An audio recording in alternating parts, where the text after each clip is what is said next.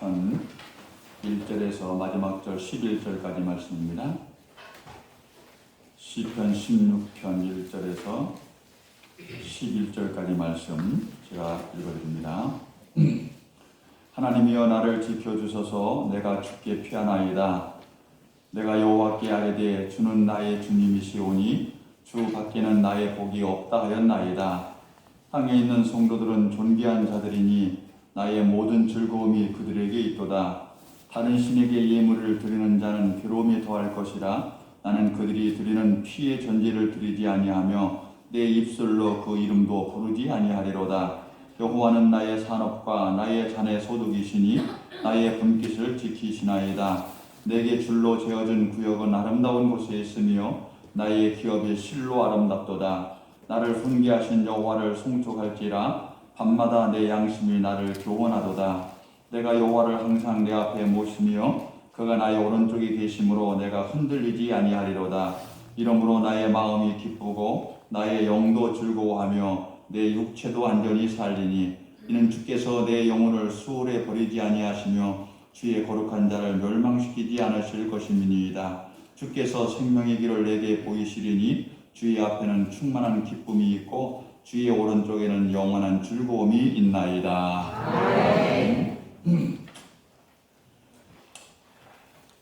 동서고금을 막론하고 세상의 모든 사람들은 다 복을 좋아하지요. 특히 우리 한국 사람들처럼 복을 좋아하는 사람들은 없는 것 같아요. 옛날에 보면은 들어가는 대문에 크게 복자를 써놓는 그런 집이 있기도 하고요. 또 어떤 집을 가보면은 농문짝에다가도 복자를 새겨놓은 사람도 있고, 심지어는 뭐 이불이라든가 이 벽의 머구리에다가도 복자를 이렇게 수로 떠놓는 그런 집들을 볼 수가 있습니다. 심지어는 뭐 수저라든가 밥그릇에도 복자를 이렇게 새겨놓는 것을 볼 수가 있고요. 새해가 되면 또 인사가 또 무슨 인사예요? 새해 복 많이 받으시라. 또 새해가 되면 또 뭐 이렇게 복절이를 걸어놔서 그 집에 복이 많이 들어오길 바라는. 하여튼 이런 모든 것들을 볼 때 우리 민족들이 얼마나 복을 좋아하는가 하는 것을 이런 것들을 통해서 반증해 볼 수 있다고 볼 수 있습니다. 근데 우리나라 사람들만이 아니고 중국 사람들도 복자를 매우 좋아하더라고요. 중국에 여러 번 이렇게 여행 제가 가봤는데 처음에는 가서 보고 깜짝 놀랐어요. 어느 음식점을 가봤더니 복자가 이렇게 다 걸려있는데 복자가 거꾸로 걸려 있더라고요. 아시죠? 아시는 분은 아실 거예요. 저거 혹시 잘못 걸어놓은 거 아닌가? 우리나라도 죄송하지만 이렇게 한글을 모르시는 분들이 계시잖아요. 중국 사람들도 자기 글 모르는 사람들이 많거든요. 우리나라보다도 문명인들이 더 많아요. 그래서 자기네 복자를 잘못 걸은 거 아닌가 해서 이제 그 종업원들이 물었더니 그게 아니고 복이 쏟아지지 않도록 거꾸로 이렇게 쓰거든요. 우리나라 사람보다 더 심하구나 그런 생각을 가져봤던 일이 있습니다. 세상에 여러 종교들이 있습니다. 근데 그 모든 종교들도 다 복에 대해서 말씀하고 있는 것을 볼 수 있어요. 특히 이제 원시 종교인 샤머니즘이나 무속신앙 일수록 더욱더 복을 강조하고 있는 것을 볼 수가 있습니다. 그래서 우리 보통 그들을 기복신앙이다 또는 기복종교라고 말하는데, 사실 제가 볼 때는 그런 원시 종교들보다 우리 기독교에서는 복을 더 많이 말하고 있는 것 같아요. 성경에 보면 뭐 성읍에서도 복을 받고 들에서도 복을 받을 것이고 네 광주에도 복을 받을 것이고 떡반죽에도 복을 받고 무슨 뭐 들어가서 복을 받고 나올 때도 복을 받고 뭐 등등이 복 받는다는 얘기 얼마나 많은지 몰라요. 그리고 또 우리가 부르는 찬송가, 우리가 드리는 기도, 또 설교, 그리고 하나님의 말씀이 성경이 창세기부터 끝까지 계시까지 보면은 복에 관한 말씀으로 꽉 차 있는 것을 볼 수가 있어요. 하지만 여기서 우리가 분명히 알아야 할 것이 하나가 있는데, 그것이 뭐냐면은 세상에서 말하고 있는 복 또는 원시적인 종교에서 말하고 있는 복과 우리 기독교에서 말하고 있는 복과는 그 내용과 질이 다르다는 얘기예요. 질이 달라요. 잘 들어보세요. 예수님을 믿는다고 하면서 신앙생활을 하는 사람들 중에 보면은 저 사람이 예수 믿으면서 복 받았다고 하는데 뭐 예수 믿고 무슨 복을 받았다는 거야 라고 할 만큼 어렵고 힘들게 살아가는 사람들이 많이 있는 것을 볼 수가 있어요.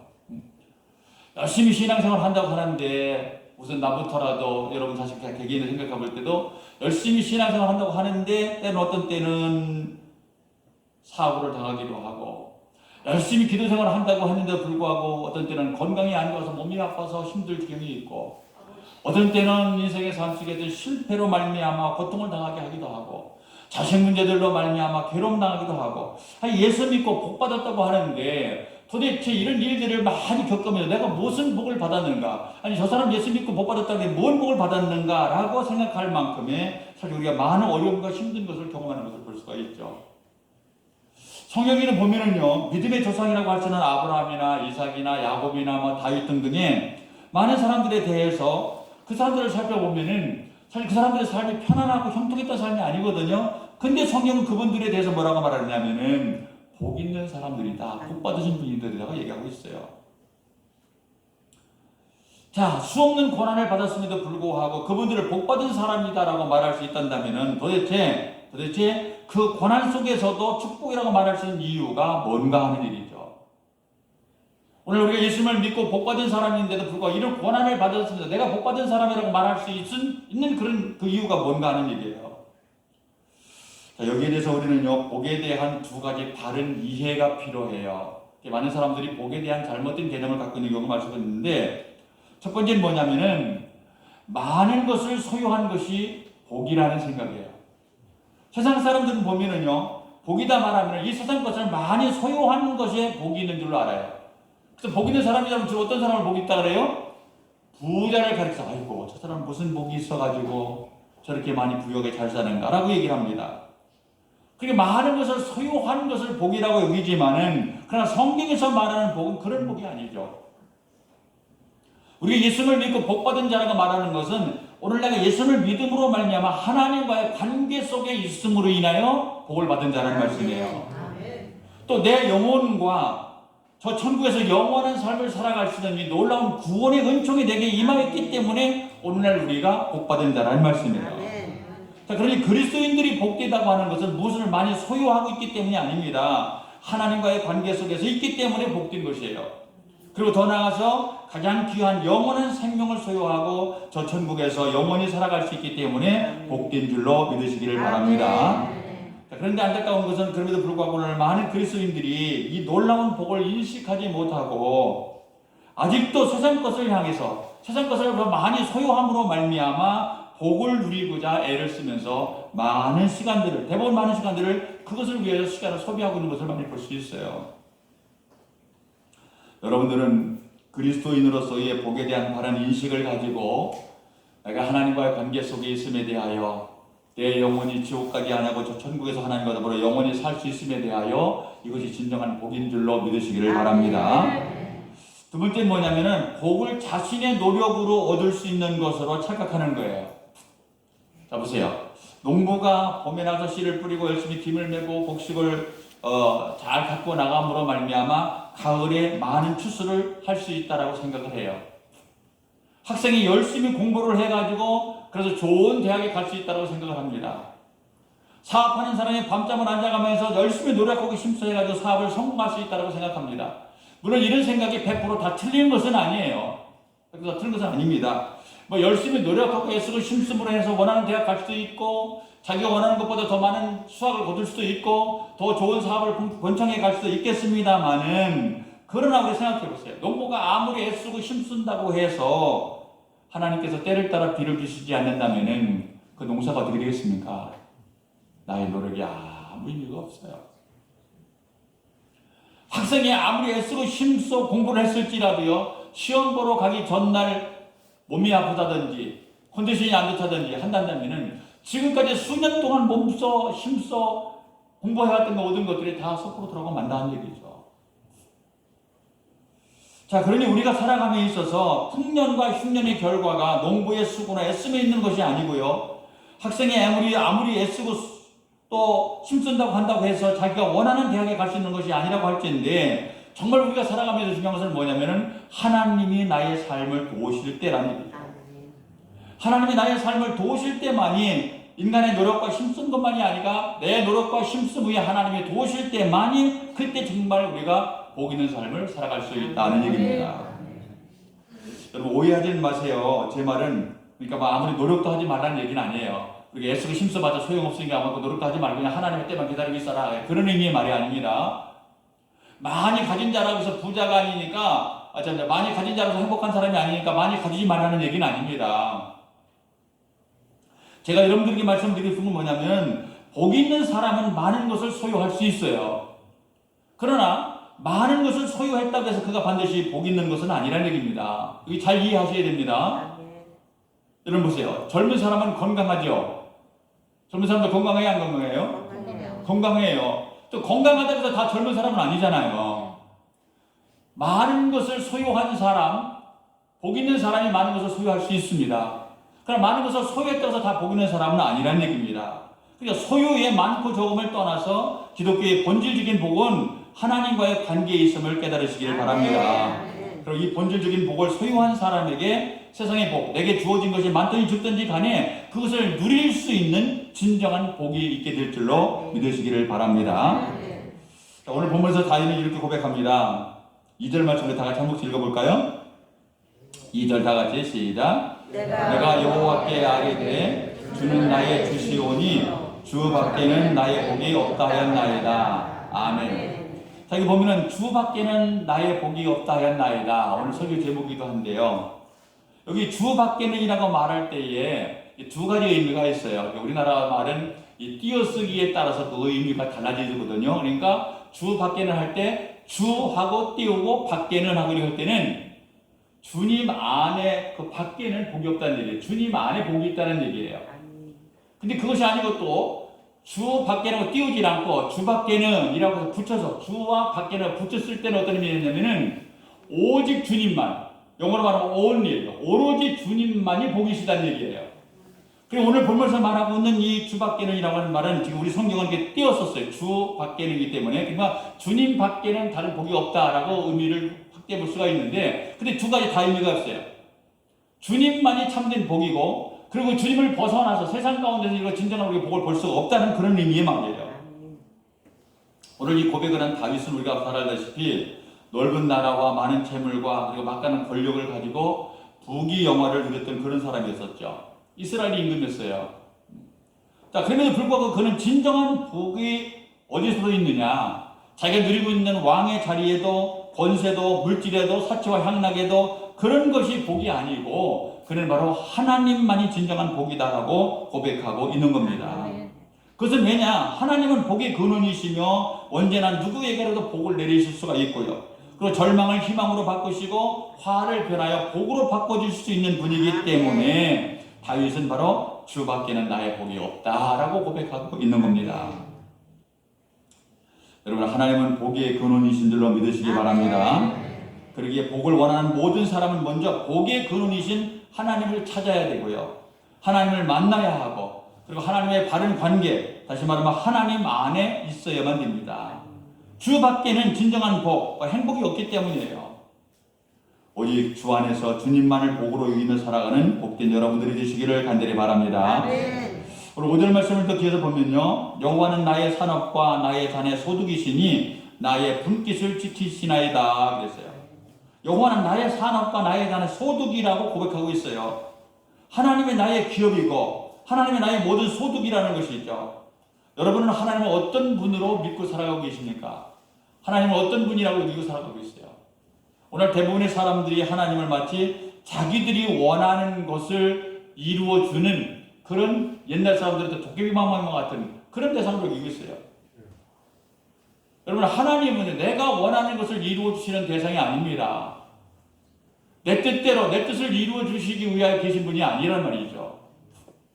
도리어 우리가 그 뜻을 이루어드리기 위해서 그 하나님 앞에 내가 존재하는 것이고요. 그의 뜻을 이 땅에서 이루어가기 위해서 내가 그 앞에서 순종의 삶을 살아가는 겁니다. 이런 삶을 살아가게 될 때에 그 하나님은 바로 나의 삶 속에 내 산업이 되시고 나의 소득이 되신다는 말씀이에요. 자, 여러분, 이스라엘 백성들이 가나안 땅에 들어가서 땅을 이렇게 분배할 때에 이스라엘 백성이 12지파잖아요. 12지파 중에 11지파에게는 그들이 거할 성과 농사 짓고 살아갈 땅을 함께 이렇게 다 나눠줬어요. 심지뽑기를 해가지고. 근데 유일하게 레위지파 사람들에게만큼은 거할 성만 줬고 농사지을 땅을 주지는 않았어요. 그럼 그 이유에 대해서 뭐라고 말씀하느냐? 왜 그 레위지파 사람들에게는 거할 성만, 집만 주고 그럼 땅을 주지 않았느냐? 그 이유를 이렇게 말합니다. 신명기 18장에 보면은 레위 사람 제사장과 레위의 온 지파는 이스라엘 중에 분깃도 없고 기업도 없을지니 이는 여호와께서 그들의 기업이 되심이라. 레위 족속에게는 하나님 자신이 기업이라는 거예요. 이것은 결국 하나님이 그들의 기업이므로 하나님이 그들을 책임지시겠다는 거죠. 여러분 한번 생각해 보세요. 어떤 것이 진정한 복이라고 생각하십니까? 일부의 땅덩어리입니까? 아니면 복의 근원이 되시고 우주 만물을 주관하시는 하나님이 진정한 복이십니까? 오늘 이 시대에 살고 있는 저와 여러분에게도 이 말씀은 동일하게 적용됩니다. 하나님이 우리의 기업이 되신다고 하는 것은 하나님이 우리의 현재와 미래를 책임지시겠다는 거예요. 오늘날도 자신의 삶과 생업에서 하나님을 기업으로 여기고 살아가는 사람은 하나님이 그의 삶과 가정과 생업을 책임져 주실 줄로 믿으시기를 바랍니다. 여러분이 소유하고 있는 모든 것들, 그것이 남들과 비교할 때 많든지 적든지 간에 지금 내가 소유하고 있는 모든 것, 물질이든 건강이든 자녀든 사업이든 이런 모든 것들이 여러분들이 애쓰고 힘쓴다고 이건 내 것이다 움켜쥔다고 해서 내 것이 되는 것은 아니라는 얘기입니다. 그런 것들이 진정한 복이 되고 누릴 수 있기 위해서는 하나님을 여러분의 산업과 소득으로 여기며 살아가시기를 간절히 바랍니다. 다윗은 시편 23편에 이렇게 말합니다. 여호와는 나의 목자시니 내게 부족함이 없으리로다. 그랬어요. 이 말씀이 여러분의 신앙 고백이 될 수 있기를 바랍니다. 하나님을 자기 삶의 목자로 여기면서 순종하며 살아가는 그때의 부족함이 없는 삶을 살아갈 수가 있는 거예요. 그럼 다윗이 남들보다 정말 부족함이 없을까 많은 것을 소유했기 때문에 그가 나는 부족함이 없다고 고백했느냐? 그것이 아니란 얘기입니다. 하나님을 자신의 목자로 믿으며 목자로 여기며 살아가니 자신의 삶 속에 부족함이 없더라는 얘기입니다. 여러분 생각해 보세요. 목자가 이끌어가는 양떼들이 푸른 초장과 실만한 물가, 그것을 양이 소유해야 할 필요가 있을까요? 소유할 이유가 없어요. 그냥 목자가 인도하는 대로 가서 양들은 가서 뜯어먹고 그리고 물을 마시면 되는 겁니다. 그럼 목자가 알아서 거기 다 먹고 난 다음에 또 다른 곳으로 옮겨줄 거예요. 근데 뭐 양들이 풀을 뜯으면서 야 여기 초장이 너무 좋다. 난 여기서 살 거야. 이거 다 내 거야. 난 이거 가지고 여기서 살 거야. 라고 할 수 없다는 얘기죠. 그 의미 없는 짓이죠. 그냥 목자가 인도하는 대로 가면은 그 양은 평생 동안에 부족함이 없는 삶을 살아가게 될 겁니다. 이 세상에서 우리의 삶도 마찬가지입니다. 이 세상 것은 우리의 소유의 대상이 아닙니다. 그냥 단지 내가 살아가는 동안에 하나님께서 내게 맡겨주신 것이니 그냥 그것으로 우리가 누릴 수 있는, 누리게 되는 누림의 대상이지 내가 영원히 소유할 수 있는 대상이 아니란 얘기입니다. 자, 그러니 우리의 문제는 소유의 많고 적음에 있는 것이 아닙니다. 하나님이 우리의 목자가 되지 못함이 문제란 얘기죠. 그러니 하나님을 여러분의 목자로 삼고 세상 것을 소유하지 못했어도 하나님의 인도하심을 따라 순종하며 누리는 삶을 살아가는 복된 여러분 되시기를 간절히 바랍니다. 우리 8절 말씀을 다 같이 한번 봅시다. 8절 시작. 내가 여호와를 항상 내 앞에 모시며 그가 나의 오른쪽에 계심으로 내가 흔들리지 아니하리로다. 아멘. 그럼 이러한 믿음이 우리가 세상을 이길 수 있는 가장 큰 능력이 될 줄로 믿습니다. 다윗은 파란만장한 인생을 살았던 사람이죠. 자, 그러나 그런 인생에서도 그는 좌절하지 아니하고 내가 흔들리지 아니하리로다 라고 고백했어요. 그렇게 고백할 수 있었던 이유는 뭐냐면 바로 하나님이 바로 항상 자기 앞에 있음을, 하나님이 항상 자기 앞에, 그것은 다시 말하면 하나님 앞에 자신이 있음을 그는 믿고 살았기에 내 인생의 삶을 흔들리지 않았다는 얘기입니다. 그 어린이들이 제일 좋아하는 것은 뭐라고 생각해요? 여러분이 보면 장난감이나 또는 자기들이 좋아하는 과자, 이렇게 먹을 것들을 아이들이 좋아하죠. 그래서 아이들이 이런 것을 선물로 주면 애들은 좋아하고 행복해합니다. 자, 그런데 이 어린아이가 자기 부모님과 함께 이제 어린이 대공원 같은 놀러를 갔어요. 가보니까 얼마나 볼 것이 많아요? 얼마나 먹을 것이 많아요? 자기 부모와 함께 놀이공원에 간 것을 기뻐하고 즐거워하고 행복해합니다. 근데 그 모든 것들, 놀이기구 또는 먹을 거, 장난감 이런 것들에 바라보고 이러저러 다니다 마음을 뺏겨가지고 엄마 아빠를 놓치고 말아버렸어요. 어느 순간에 보니까 엄마 아빠가 안 보이는 겁니다. 자, 그럴 때 그 순간에 어린아이의 마음 어떤 마음이 오겠습니까? 지금까지 자기 전에 그렇게 아름답고 좋고 좋았던 모든 것들은 다 사라져버리고 엄마 아빠가 자기 앞에 없다고 하는 것만으로서 인해서 슬픔이 오고 울음이 오는 겁니다. 그래서 엄마를 찾으면서 아빠를 찾으면서 울기 시작해요. 주변에 있는 사람들이 아이를 달래고 그 애들이 좋아하는 과자 주기도 하고 울지 말아라 장난감을 주기도 하고 그러지만 애가 울음을 그치지 않는 겁니다. 왜 그렇습니까? 지금 이 아이에게는 자기 부모가 제일이에요. 자기 부모. 그래서 한 시간이 지난 다음에 그 엄마 아빠가 방송을 듣고 관리실에 가서 그 아이를 만났을 때에 그때 가서의 아이는 울음이 그치더라 하는 얘기죠. 여러분, 우리가 생각하는 것은 분명합니다. 세상을 살아가면서 우리 눈을 유혹할 만한 많은 것들이 있어요. 우리 마음을 빼앗을 만한 많은 것들이 있어요.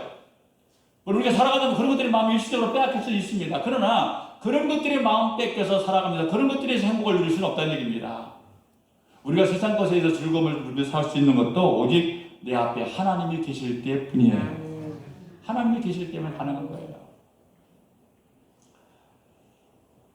전쟁 영화나 그 전쟁 드라마 같은 데서 이렇게 보면은 가끔 그런 장면이 나오는 것을 볼 수가 있는데요. 피난을 가는데 막 포가 떨어지고 총소리가 나고 막 그럽니다.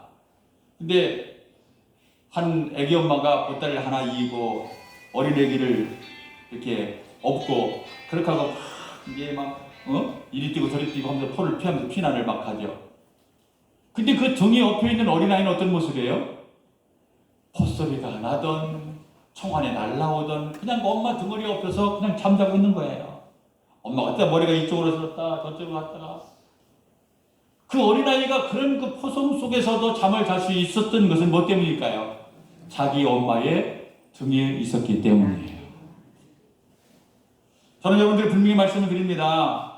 이 어린아이가 부모가 없는 상황에서 천하를 다 준다 해도 그것이 아무런 의미 없는 것처럼 여겨지듯이 오늘날 우리도 하나님이 없단다면 세상 거 다 줘준다 해도 나에게 아무 의미가 없어 라고 말할 수 있는 그런 고백이 여러분들 가운데 있기를 바랍니다. 아멘. 세상에 뒤집어지는 역사가 일어난다 할지라도 나는 하나님 안에 있으니 하나님이 나를 돌보아 주시니 나는 아무런 영역 흔들림이 없다 라고 고백할 수 있는 여러분들이 되시기를 간절히 바랍니다.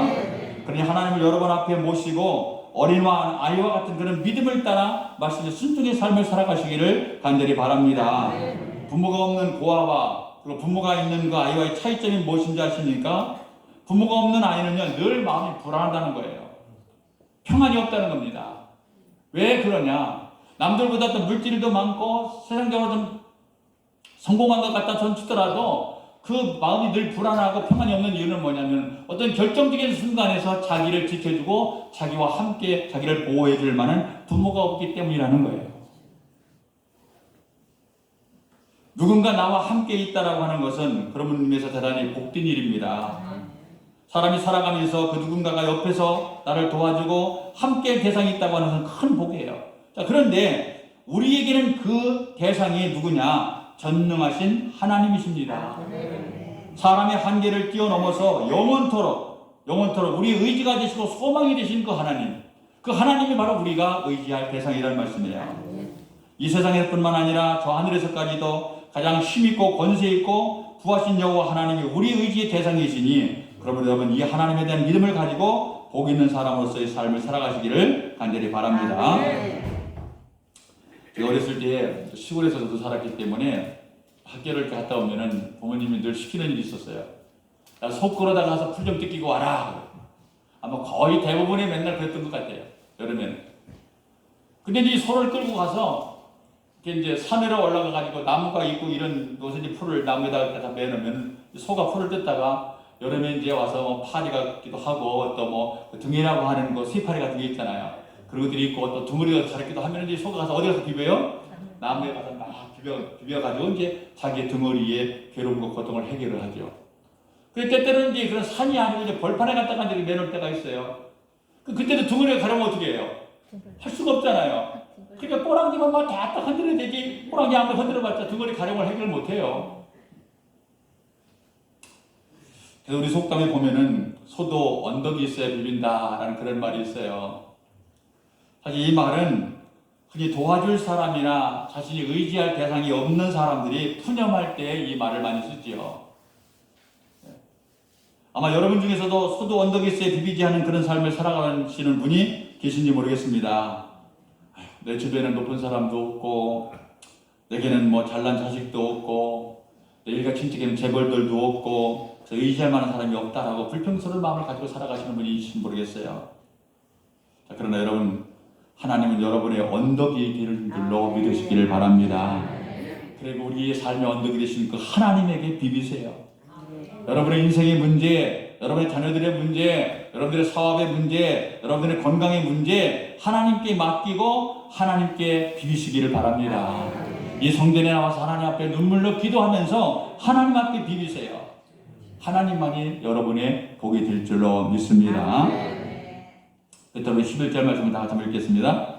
11절 시작. 주께서 생명의 길을 내게 보이시리니 주의 앞에는 충만한 기쁨이 있고 주의 오른쪽에는 영원한 즐거움이 있나이다. 아멘. 자, 여러분은 어디서 즐거움을 찾고 계십니까?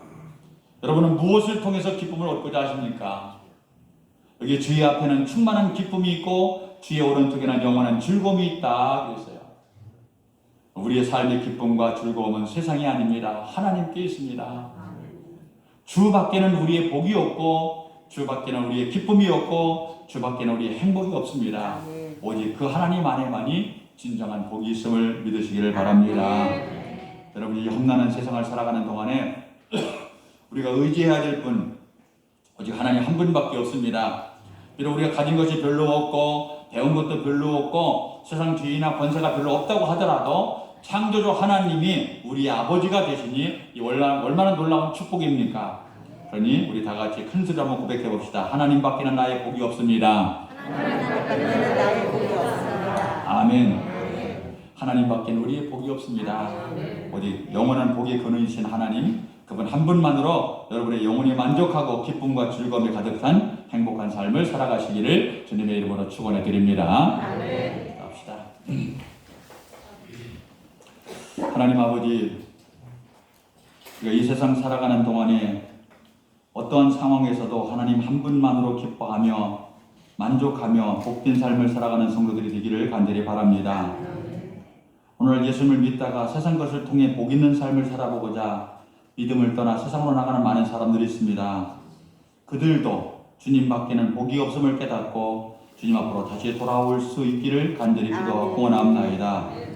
오늘도 이 예배를 위해서 기도로, 반주로, 찬양인도로, 헌금의원으로, 안내의원으로 그 위에 수고하신 모든 예배의원들에게 그들의 수고가 주 안에서 헛되지 않도록 복과 은총을 내려 주시옵소서. 특별히 시간 관계없는 것은 지금 청운교회 담임 목사님이 공석에 있습니다. 우리 청운교회 성도들을 영적으로 잘 인도하며 위로하며 사랑할 수 있는 목사님이 속히 올 수 있기를 간절히 기도하고 원합나이다. 그래서 온 성도들이 그 목사님을 존경하며 순종하며 함께 동역하면서 이 청운면을 복음화, 아니 이 양평군을 복음화시켜 나아갈 수 있는 아름답고 복된 청운교회가 될 수 있도록 은총을 베풀어 주시옵소서. 예수님의 이름으로 기도드리옵나이다. 아멘.